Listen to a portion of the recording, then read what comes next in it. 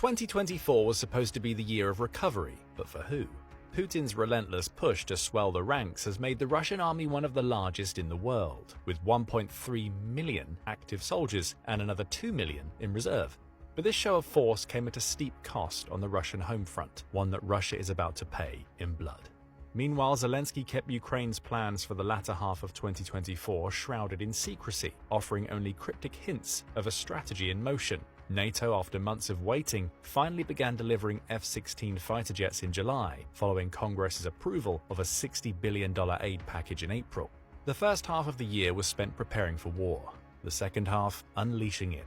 And yet, despite Russia's overwhelming numbers and resources, Putin is teetering on the brink of a catastrophic defeat. Russia reinvigorated its efforts to invade and occupy Ukraine in May 2024. On paper, Russia had plenty of avenues to win the war. It had the manpower advantage as a result of relentless conscription campaigns and the fact that Ukraine had a little less than half of Russia's population to begin with. It had the material advantage, being perhaps the only country that produced the ammunition that the Soviet-era tanks and artillery batteries used, and which were the main military equipment on both sides of the war.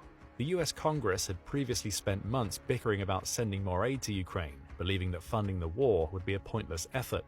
Yet throughout all that, the so-called summer invasion was a resounding failure for Russia, perhaps due to the bizarre choices made by the Russian military command.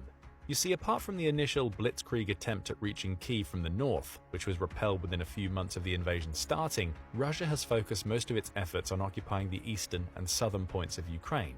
The former was a relatively obvious target, with Russia already annexing Crimea 10 years ago and having a much greater geopolitical presence in the surrounding Ukrainian regions to begin with. The latter was done to prevent Ukraine from being able to export goods, as Ukraine is a significant grain exporter across the Black Sea.